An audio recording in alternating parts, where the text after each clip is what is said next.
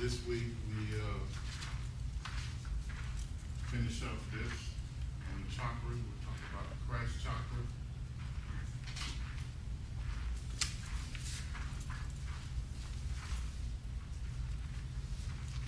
Now, there's a lot of misinformation about the Christ chakra. It's also known as the third eye. Right, everybody heard of that, right? Third eye. And it's also known as the Guru chakra. Right? And then a lot of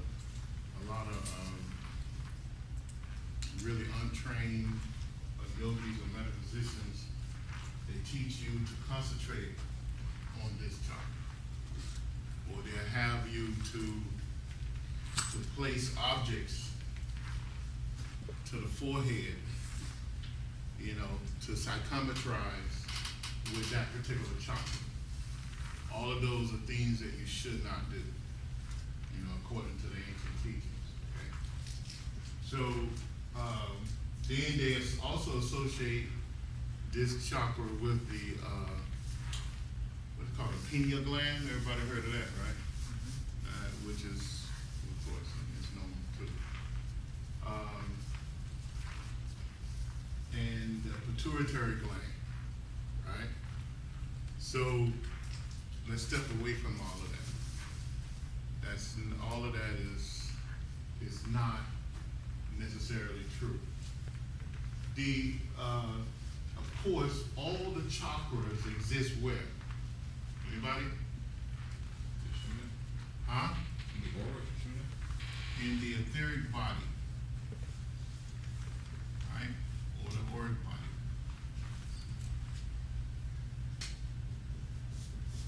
Right? You said the auric body too, right? Okay. So what does this mean? That all the chakras are also what? Anyone? What does this mean? If they exist in these bodies? Subtle. Spell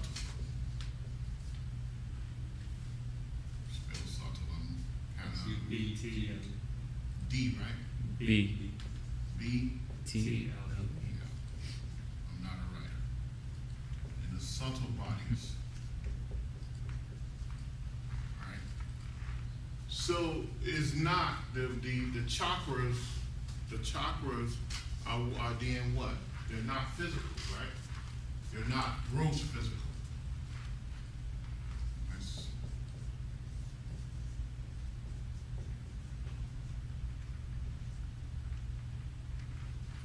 All chakras are in the subtle bodies. So they're not, there's no one organ that represent any chakra. Okay, so that's what you have to come to understand. There's no one physical organ that represents any chakra. All the chakras are in the etheric or subtle bodies. Okay? And they are the force behind all consciousness and action. Okay? So all the chakras are the force behind consciousness, right? So we have to kind of understand this and begin to understand the chakras. And all actions.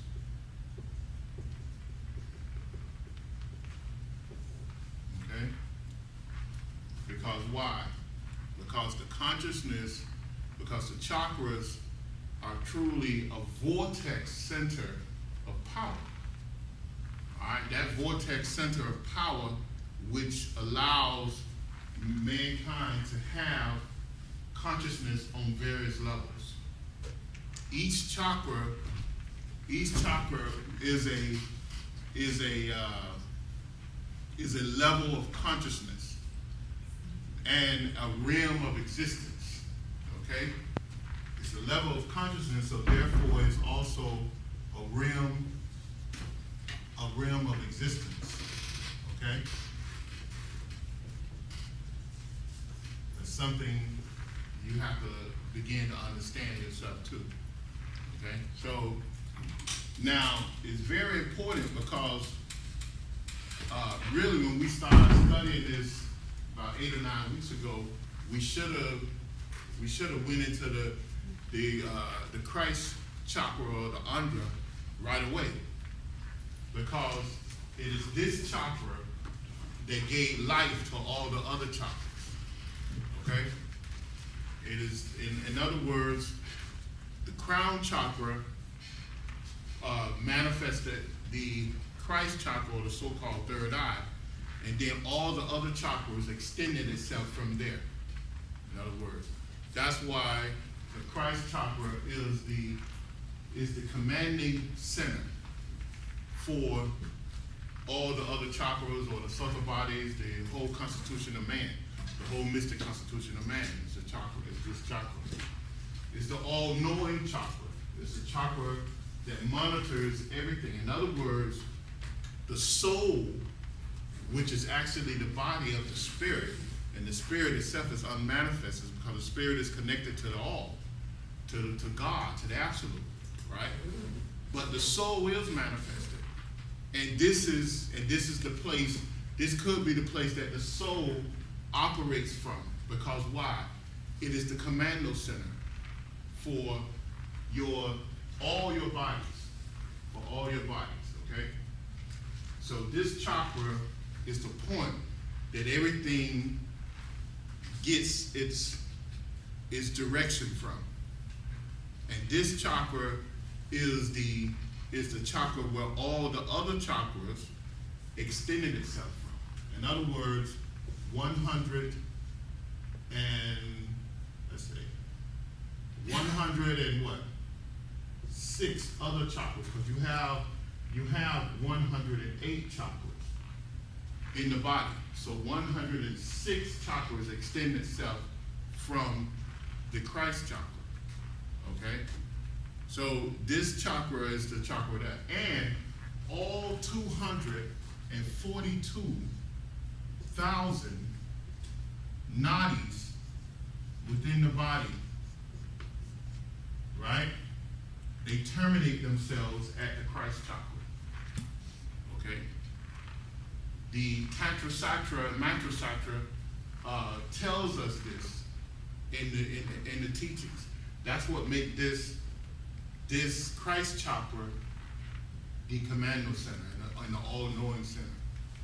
So in other words, you have at the Christ chakra,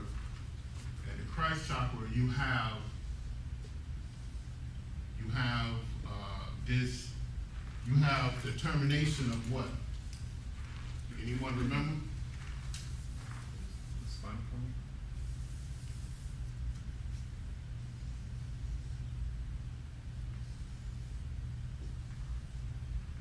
On one side you have what? Ida. You have Ida, right? And the other side you have what? Pingala. And in the middle you have what? You have Sushumna.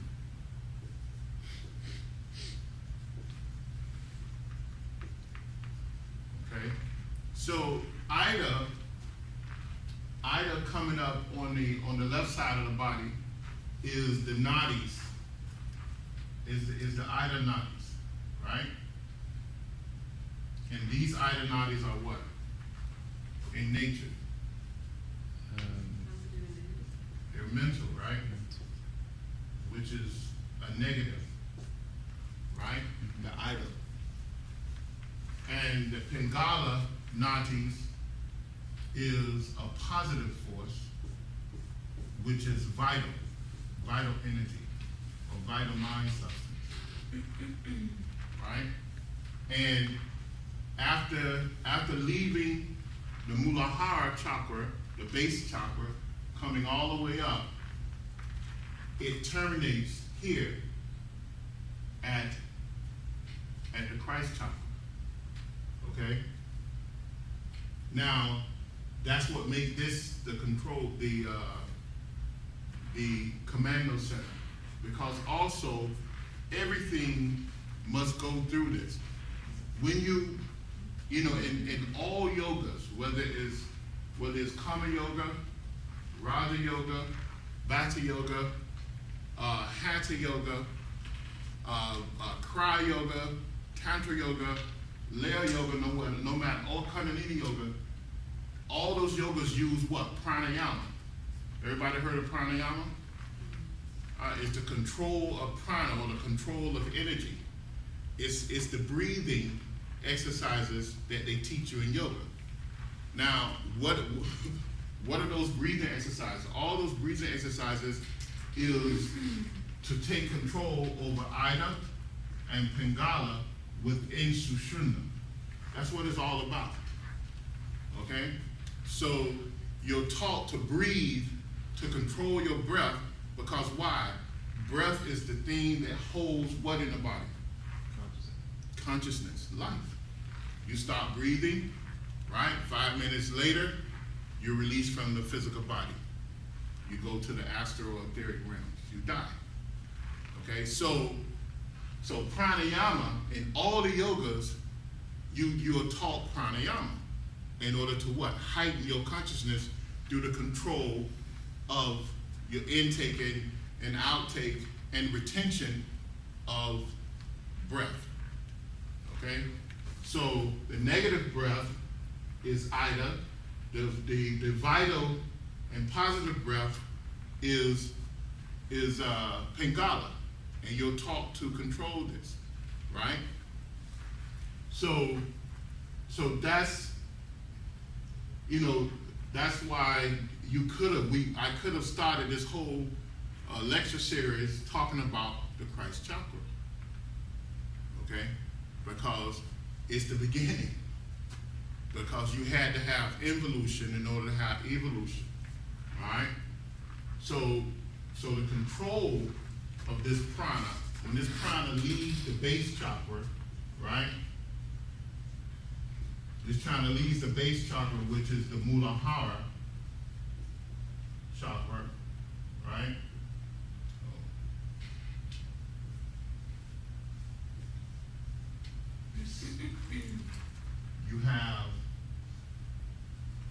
You have the Ida and Pingala leaves here.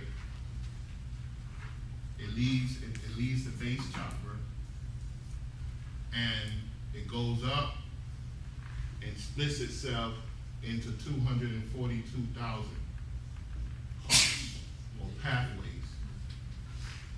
It takes 242 pathways and it comes up and connects itself back as two again, but really operating as one within this. Now, in doing that, it crosses all the major chakras within the spine.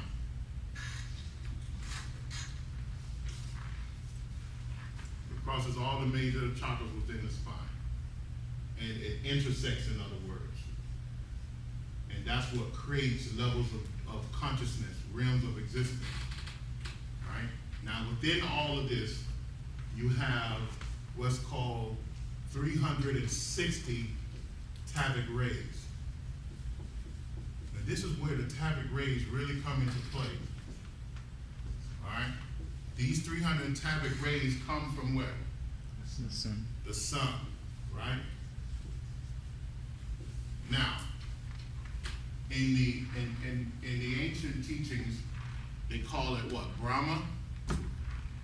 Nadi. They call it Brahma, Vishnu, and what? Shiva. Huh? Oh, the sun, Surya. The moon, Chandra. Chandra. Or Chandra, right? Mm-hmm. Chandra. So, and these are called, for, I guess, a simpler term in the Hindu, they're called what? Maha, anyone? Bindus, right? Right? The Maha Bindus, right? They are the three Maha Bindus. And these three Mahabindus, they manipulate these tablet rays from the sun. These tablet rays can be looked at as solar plasmic rays, if you wanna attach it to something in science, right? And they take this, and the soul uses those tablet rays in order to solidify our existence, okay? In order to solidify existence. Of course, science have taught us that everything is solidified sunlight, right? So we know that, but back in the ancient teachings, they said it thousands of years ago too. They talk about the tablet rays come from the sun, and the first two chakras are governed by the tablet rays of Earth, the rays that the Earth get from the sun and manipulates and build the physical and astral realms, right? The next set of tablet rays is the tablet rays that we receive directly from the sun. It's still modified a little bit by the Earth and the moon, but the largest percentage of it comes from the sun, and that's how we get direct energy from the sun. And that energy is a transforming type energy, a vitalizing type energy. Then the throat and the Christ chakra gets its tablet rays, is the tablet rays that manipulate, that's manipulated there is the moon tablet rays. So you have Earth, Sun, and Moon, all associated with the six major chakras along the spine. You have the base chakra, the sex chakra for the Earth. For the Sun, you have the solar plexus chakra, and you have the heart chakra. And then for the Moon, you have the throat and what I call the Christ chakra. Some people call it the third eye. Okay? All of these are the chakras. The major chakras along the spine. Okay? So the tablet rays, these tablet rays are broken up unequally along the spine, and they're manipulated, right? Now, because of our own limitations, we don't really have too much direct manipulation over these tablet rays. These tablet rays are actually manipulated by the crown and the Christ chakra.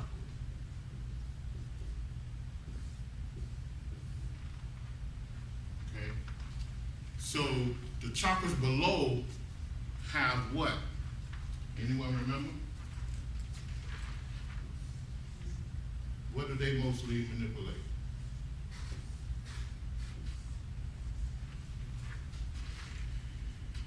Anyone? No one? No one?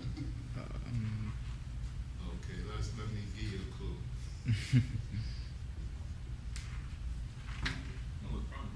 The pranas, right? You have Apana prana, and you have the Vyana prana, right? You have the Samana, right? Mm-hmm. Prana. Udana. And you have the prana, and you have what? Udana. Dana prana. We manipulate these pranas, not 100%, because we still have that super and subconscious level of manipulation of the pranas. Well, also, we manipulate along these pranas, we manipulate what? Along with this, you have another set, which we call what? Well, you have the minor pranas there. The minor pranas is a reaction of that. But we have what? The bhutas, right? Which are what? Elements. The cosmic elements, right? So we also, Kasa, right? Mm-hmm. Everybody know these?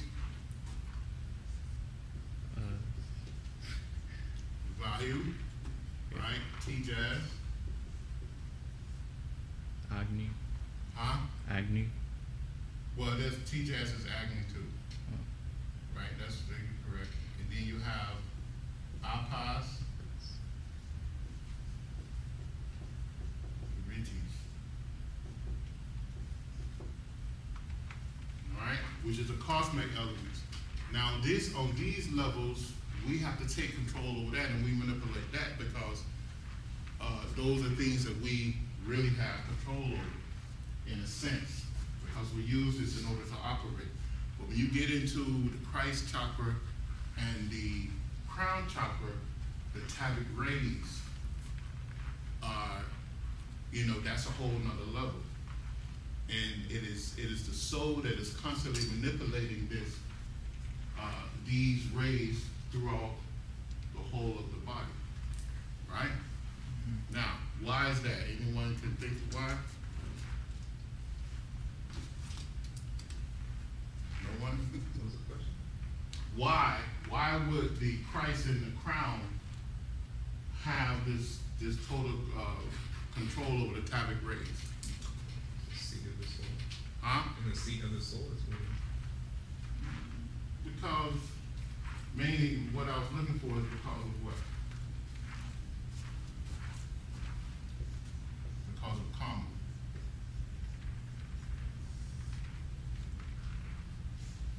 At the Christ level, in fact, once you leave, in order to get to the Christ level, you have to go through the throat chakra, right? And the throat chakra is a chakra of what? Purification. Purification. So there's a purification at that level. Then when you get to the Christ chakra, you gain full knowledge of karma. You can see the cause and effect of everything. You gain the knowledge of cause and effect. So now you reach this almost this devic level of existence. In fact, some of them call them what?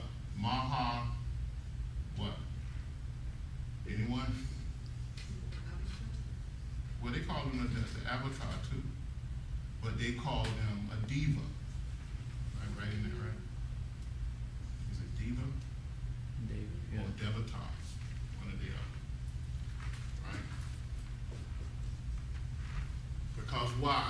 Because they have this, it seems like they have this inherited or instinctive, they connect to the soul and they begin to understand the laws of cause and effect.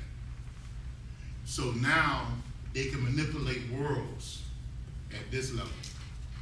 They can manipulate worlds. So they become teachers. They become masters. They are masters at that point. And they can see all the different groups of consciousness around them. They can communicate with the higher beings and higher levels of consciousness and higher realms of consciousness. And they can see hundreds of thousands of years into the future, millions of years into the future at this point. Because they have this knowledge, they are worthy of manipulating the 360 Tabic rays coming from the solar logos of this solar system, which is really a god. The sun is a god. It's the god of this solar system because it gives life and takes life. So it is not until the adept becomes a master and gains total control over the Christ chakra, and the soul itself, he merges with his soul in full consciousness, and he's bathed in the light of the spirit through the Christ chakra, that he gains this right to manipulate these these rays. And at that point, he would not step outside, which is impossible, but he would not, figuratively speaking, step outside of the law of karma. Every move, every thought that he had would be directly within the line of karma in order to make sure that everything is balanced in its proper order. So this is the level of consciousness that the Christ chakra brings you to. Okay? Did I lose anybody yet? Yeah. Without the moon, what would govern those atomic rays for those centers? What you mean? What you mean by that? Like the moon conditions a certain percentage of the 360 atomic rays, Mm-hmm. but if the moon was not there, how would those rays be conditioned? Those two centers? Why is that so important? The moon is there. The moon is there. There'd be something else. Huh? There would be something else to So do. would we have to do it, or would somebody? Well, at this level, when you get to the crown level, or even at the Christ level, you begin to move beyond consciousness. The fact that you fully become aware of the soul, you begin to move above consciousness. Okay? In other words, because what creates consciousness? Limitations. Sound. The soul does. The soul creates this level of consciousness. Remember, the spirit is a divine spark of God, or the absolute. Spirit is unmanifested, but spirit has a directive from the absolute, from God, to involve itself and go through and allow that part of itself to go through experience, right, which we call creation and we call reincarnation, karma and reincarnation. So go through these experiences of karma and reincarnation. But the spirit cannot disconnect itself from the whole, from the all, from the absolute, because it is. The absolute is. So spirit manifests, brings into manifestation this thing called a soul. Now, the soul is still connected to the spirit, because the soul has been created by the spirit, directly created by the spirit, so the soul is aware of the spirit's tremendous power. So at that point, the soul is all aware in a sense, because the spirit is all aware. So in order for the soul to fulfill the directive, the soul have to manifest this thing called consciousness. Consciousness in itself, right? If you look at consciousness in itself, consciousness is a form of limitation, right? The soul is not limited in that aspect. So the soul is above consciousness. The soul is the creator of consciousness. All right? So even at the Christ level, you begin to rise above this thing called consciousness. Now some books will go and say, well, it's a void, it's a nothingness and all this. I don't like to use those type of words because that really makes no sense to me. Because if you have nothing, you have all, in a sense, if that's the case. If the absolute is nothing, then you have all. Because it's one thing that absolute is potential. See? So, and we can see that right here on this gross physical plane. If you have consciousness, you have pure potential in a sense. Because that consciousness can move to any height, right? You can mold and shape that consciousness to wherever you want it to go. And you can create and manipulate everything around you. So if it's, I call that point that they're talking about a state of endless potential, or the all knowledge space. That's where you move beyond consciousness. Okay, that you reside in this state of all knowledge space. All right, but necessarily don't think about too much of the physical, because especially with us right now, this will cause a great imbalance. I mean, if you look at us now, they wrote this down thousands of years ago, right? But if you look at it, look at the moon. The moon governs what? What's the major thing the moon governs on the earth? The ocean. The tides in the ocean and water, right? Our bodies are over 70% water, right? If we get dehydrated, what happens to our consciousness? Huh? King. You can't function, right?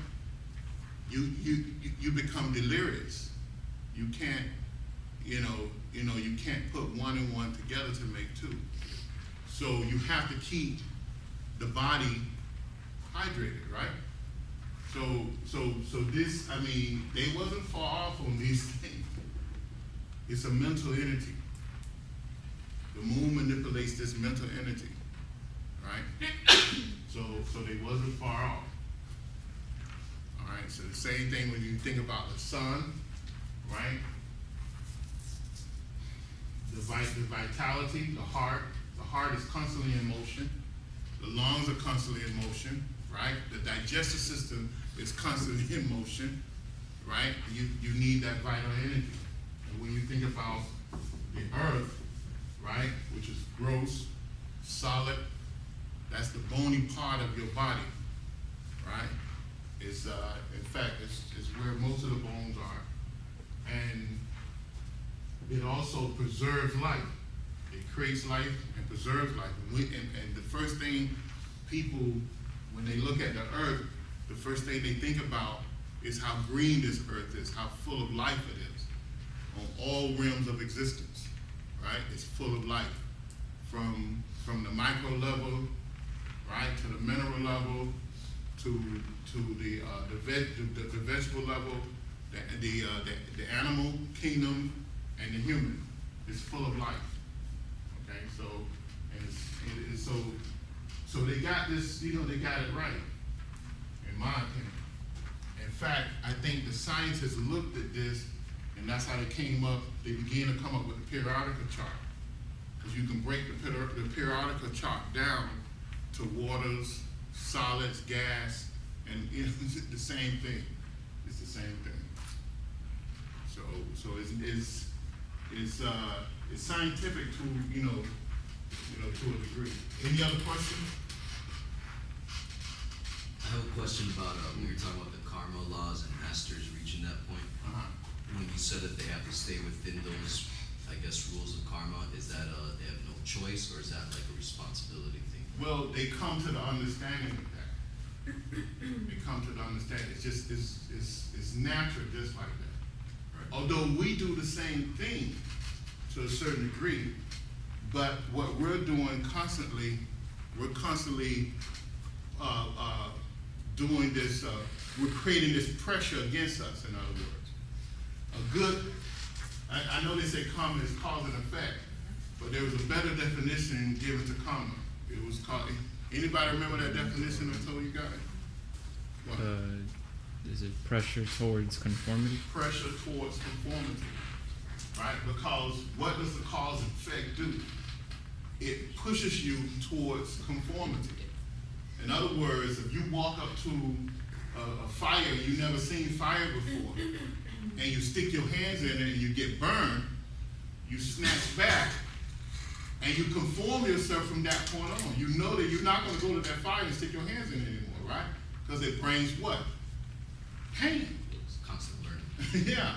So that's what karma actually does. It pushes you towards conformity. Conforming to what? The laws of God. Right? So at that point, at this elevated point of consciousness, you become one with that all knowledge space, so you know the law. You know the law. So therefore, every action is governed by the law at that point. That doesn't mean that you're just going to sit up in a cave and don't move. No. Because throughout all manifested creation, everything's in motion. So now, this master of the Christ chakra, he or she is in action on several levels of existence. On several levels of existence. You may see their physical body in one place, but they can be in total action on several realms of existence, including this physical realm. You know, so it's not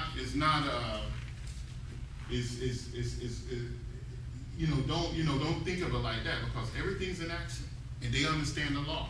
So they understand their responsibility within the law at reaching that level. They have to do many, many things, and they have to make themselves a part of many, many things. Okay, a good book to go and read and see some of this is the Autobiography of a Yogi. He taps on it a little bit, all right? And then also Raja Yoga from Swami Vivekananda. The Autobiography of a Yogi was written by Paramahansa Yogananda. And Raja Yoga was written by Swami Vivekananda. Also, Sivananda, either him or his students wrote a book called Samadhi. They talk about some of these things too. Okay? Did I answer your question? Yeah. Okay. You had a question? Is Autobiography of a Yogi on the site? On the Mystic Knowledge Zone? I don't know if I put it on there. I don't think so. But you can download it. Just go to Google and download it. Alright. In fact, they have a page where you can just read each chapter now. You don't have to download it. You just go to that web page and read it. But we do have it if you want us to email it to you. It's a big book. Any other questions? So that's just one of the things I wanted to get to you. Also, in the pranayama, I didn't finish up with the pranayama. If you notice in pranayama, what happens in pranayama is when you're breathing, when you're doing the breathing exercises, you notice that you're taught to breathe in the prana, or the breath, right? And you bring it down the spine on both sides, right? And then as you breathe in, and then when you breathe out, you imagine that it comes where? Back up through what? Sushumna, and goes where? Out of the Christ center. See? Because why? It is creating that passageway to allow you consciously, with your basic consciousness, to connect to the higher consciousness. Okay? And that's what you're doing. You're creating a passageway in the pranayama exercises.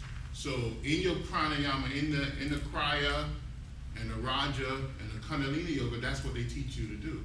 They teach you, as you breathe in and out, is to visualize this prana going down both sides of the spine and bring the prana back up through Sushumna and bring it out 6 inches in front of the Christ chakra. Okay? To do what? To create that passageway, to create that connection. All right? Even the back in the day when they had the people of India, I think they even do the ash over here in the Catholic Church. They put the ash on your head. The original method for that was to create some type of connection with the Christ chakra. That's what it was about. You know, in fact, they used to use mercury a long time ago and place it there in order to create that connection. So this is this is not anything new. It's just looking at the ancient teaching. The most important thing, like I said, is to remember that it's in the subtle bodies, and that it is this chakra that is the commander of all the other chakras. In fact, it command, and it's like the watcher. It's where the soul resides to watch It's a commander of all subtle energy in the body through all the chakras and through all the nadis or the Nadi pathways. This Christ chakra controls that. All right. Any other questions about it? Yeah. What's the significance of the color blue or indigo in the chakra, in the Christ This chakra? chakra, there's no, this is valid, isn't it? Yeah, it's about that. It's a valid color. This chakra is a valid color.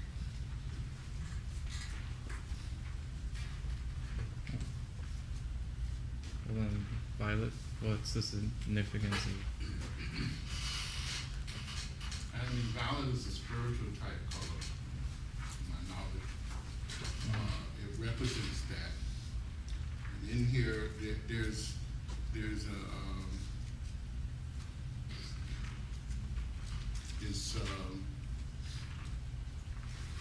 do I want to say this? It represents, I think, the Shakti power, I think, more than anything at this level.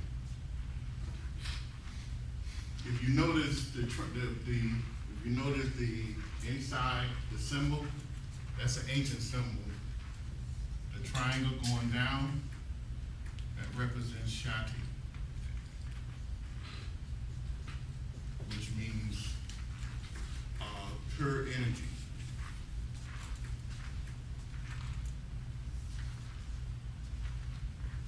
All right.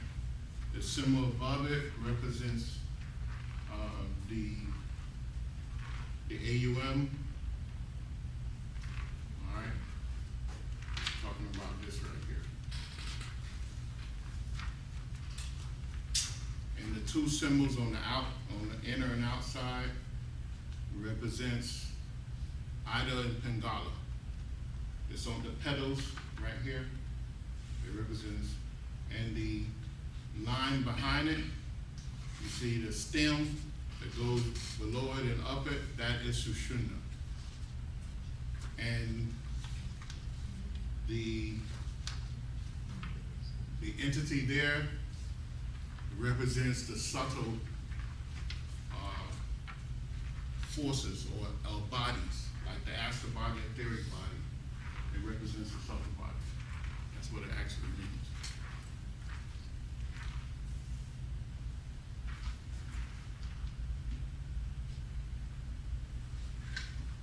If there's any other questions, I answer them.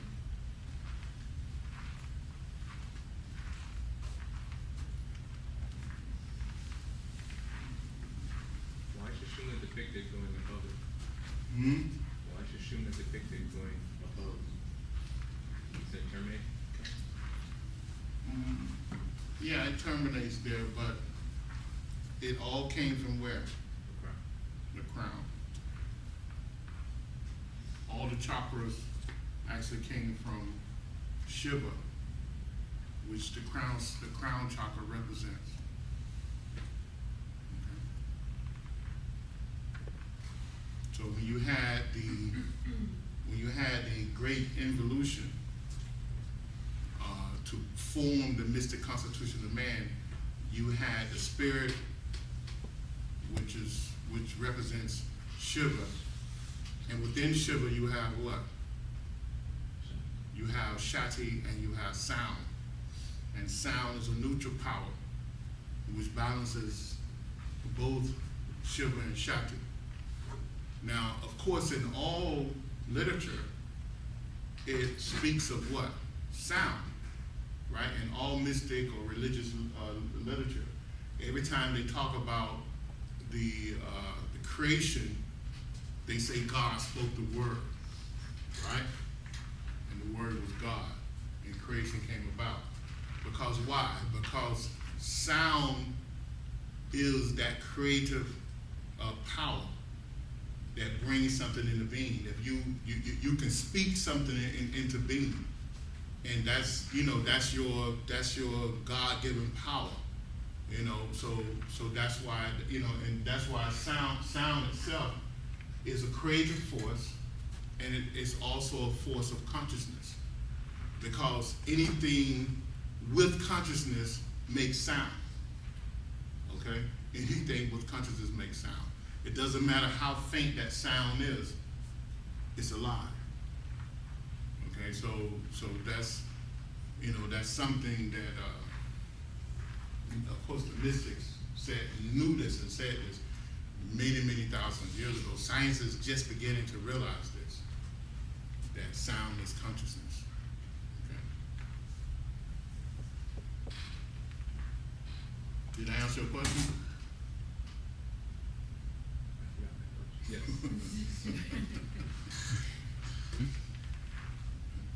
All right. To go any deeper, it might just confuse some people. So, I was gonna ask about that diva Hakimi. the what? The diva, am I saying that right? Hakimi? Where at? At the last paragraph, the devic entity that resides over the bindu within this chakra. Mm-hmm. It's like all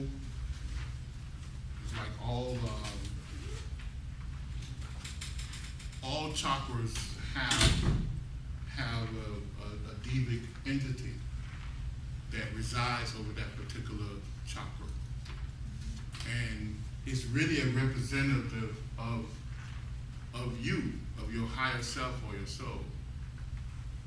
In other words,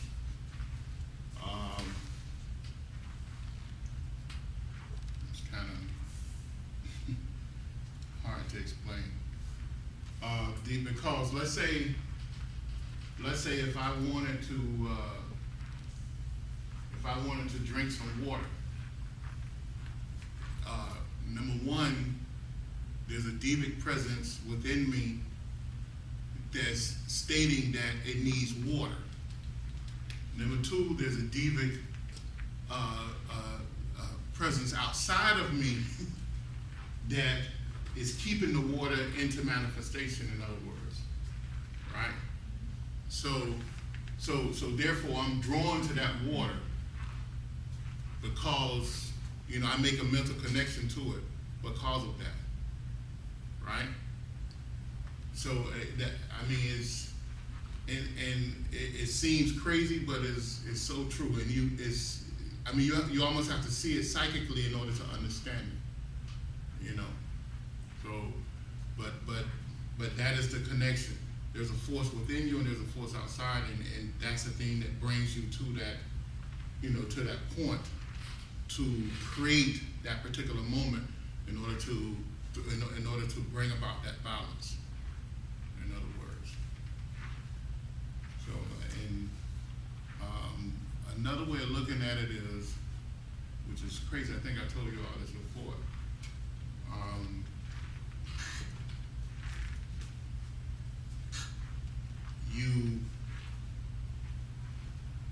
when let's say on any type of machine that's operating, right? And you look at that machine psychically, and you can look at it on a psychic level in order to see the devic kingdom at work. You would see either half a dozen or dozens, depending on how many layers of that of the psychic realm that you can see, running and racing around that machine, right? Because why? Because they are manipulating the energies, the subtle energies within that machine in order to keep that machine going. Every element, whether it's air, water, pressure, gas, or, no matter what it is, there's a diva connected to that. Just like the 360 Tavic rays, this represents 360 divas. And the Hindus and even the Africans, they realize this about the deeper kingdom. And I think even a lot of different races or countries in their religions recognize this, that there's a deviant force behind everything. And the divas, in other words, the divas are, the way I explain it, the divas are loyal servants of God within the karmic law. In other words, in the beginning of creation, you had these different intelligences take different pathways. We took a path of free will to allow us to do whatever we want to do, and which we still bound by the law of karma. But we bring a greater pressure against us. The Diva kingdom took, the Divas, they took a path where they would govern themselves strictly by the law of karma. They would never go outside the law of karma. So because of that, the Divas have became a backdrop to us, in a sense.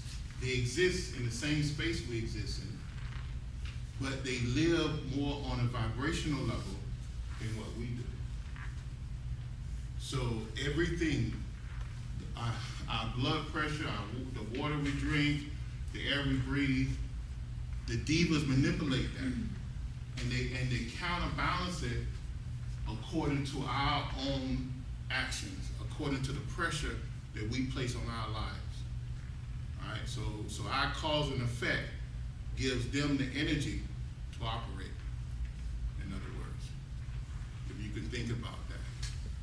I think also what you just explained, psychologically to think of it, like the example you gave about when you're thirsty, and you can connect that to whichever force. To think of it that way, instead of thinking of it as in me, my body is thirsty, think of it as whatever it is telling me this. I think that creates at least a subconscious connection universally to everything. Yeah, and Like the same force that tells me is telling you. So Yeah. instead of me thinking my body's thirsty, I think whatever it is telling me I'm thirsty, which Yeah. would be the same force that would tell you you're thirsty. In other words, even on a different level, that in one thing in Raja Yoga, we're taught that the body is not us. And it's true. Although the body is a tool that we use, it's not the real I or the I am. So therefore, the body have its own desires, needs, and wants that you, the I, and the I am don't necessarily want.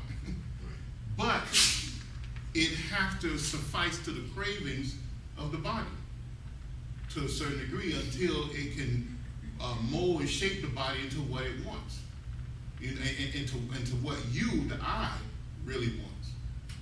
But in the long run, you have to conform yourself to the needs of the body in order to keep the body in existence. So because even you, the I, the real you, because the I is the soul, the I am is the spirit, right? The I, you, which is you, is manifested in going through these reincarnations over and over and over and over, life after life, and is gaining knowledge and control over many, many different bodies, but at the same time, it's dragging a whole host of other life streams along with it.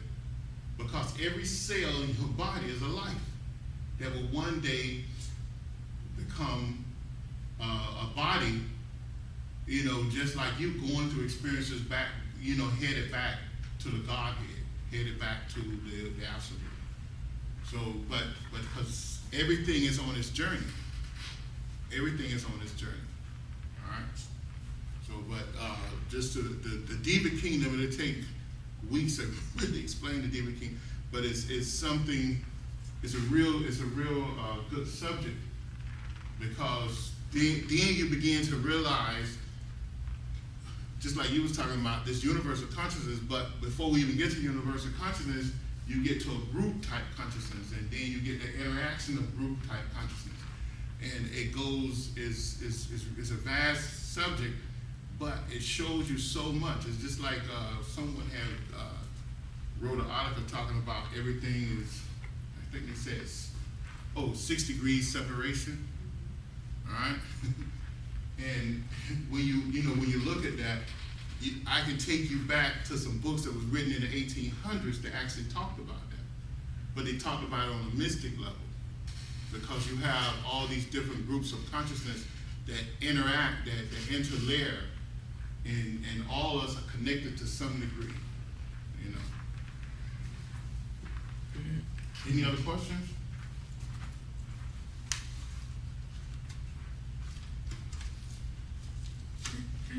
So just as the brain is a control center for the body, yet it expresses itself or takes in information through the senses. It doesn't itself receive information, but through the eyes it sees, through the hands it touches, whatever. Can the same be said for the Christ center? Well, the Christ Center is the thing that brings about those actions. And that's why some yogi schools talks about the Christ Center like that, with the, talk about like the pineal gland and pituitary gland and all this stuff.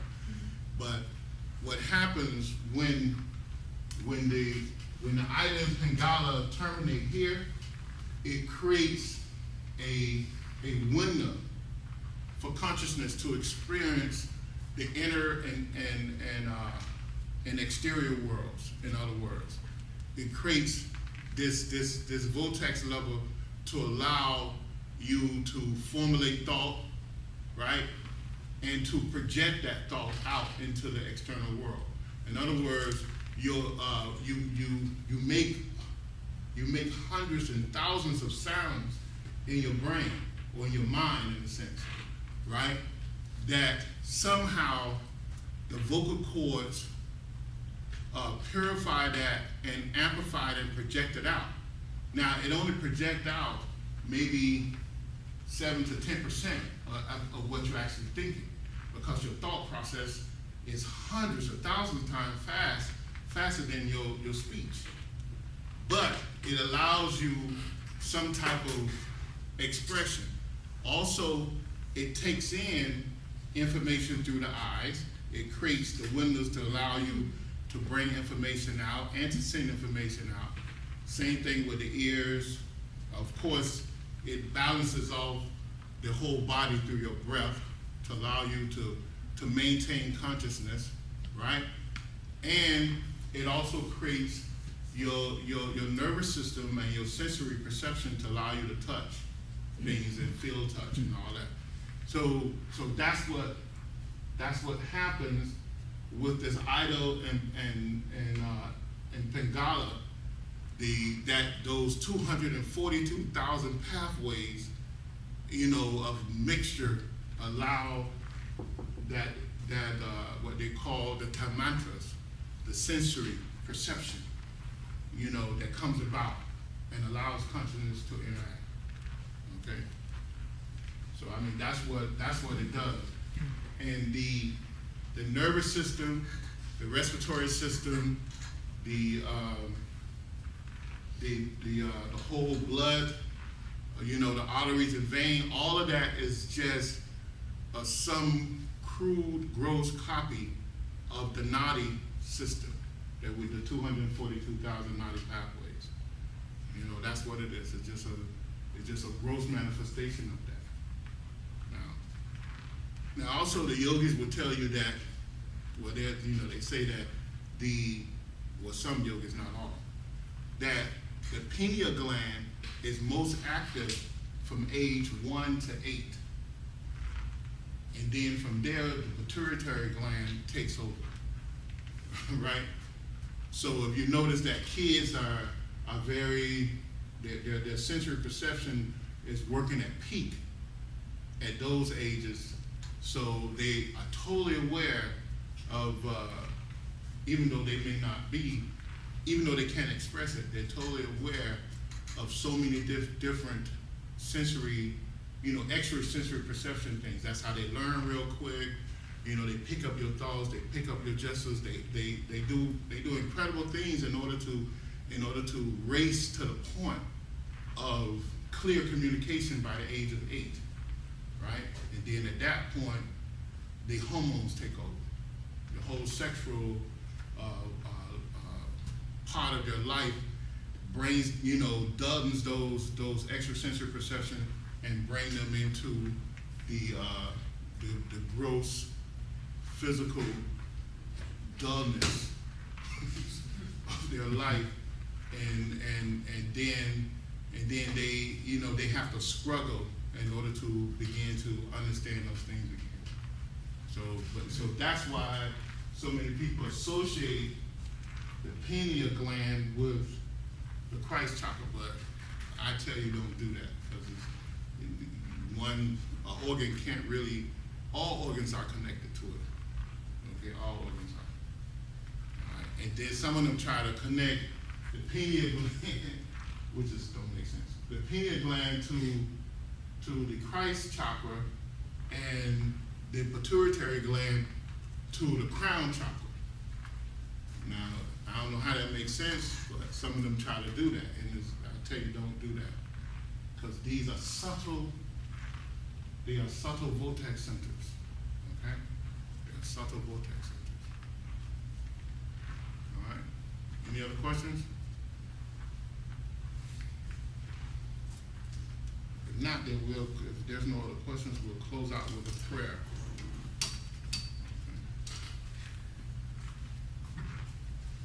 So this, you can see thoughts forming and coming out of the psychic centers. That's where thoughts come. That's where they come from. So what quality of thoughts come from the Christ or the crown? Elevated thoughts, most likely. Elevated thoughts. You can't have gross, ugly thoughts come from the Christ chakra. Elevated thoughts come from the upper chakras, and other type of gross, basic thoughts come from the lower chakras. But if you can see a person's aura, and it depends on what level that you can see the aura on, because some people only see a light around the body, and occasionally they may see a color burst out. But then some people can see the full spectrum of it, and they notice that when a thought form is projected from the body, it's usually projected from one of the chakras. Okay, and when it projects, it'll make some type of circle or matrix or whatever. But when you concentrate on it, it's like a screen open up, and you can see the thoughts. You see all these different pictures. Sometimes it's like a movie, sometimes it's like a collage comes from them, and then you know what they're thinking. That's how it usually works. But wouldn't the Christ being like the command center, wouldn't you say the thought would kind of not originate from there, but be directed to whatever corresponding center it? No, not necessarily. It works just like it's not just like, but almost similar to your nervous system.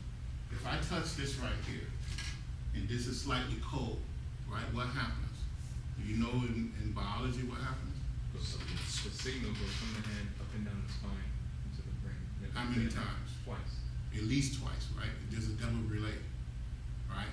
But the actual sensory and perception is going to come from where? From the hand. So that's just like anything. It's just like one of your psychic centers. What's ever related, that thought is related, and the Tavic rays or whatever, and the cosmic elements, the Mahabhutas, and the prana that's centrally located to produce and maintain and preserve that thought is going to come from one of those, from either base, sex, or solar plexus. Because why? That's the area of operation. So it's just simple. Although it might be a double relay back up to the Christ chakra, right? The same way when I touch this, it's going to go through my hand, down, up and down the spine, to my brain, back to the hand, and then I make a reaction. Okay? It happens so quick that you really can't tell, but if I had some type of EKG machine or whatever, they can probably track it by a fraction of a second. Okay? So to answer your question? Don't think so physical. It's a subtle thing. All right, let's go ahead and close out then. We do a prayer where we do mudra yoga and Bhatha yoga, and we just give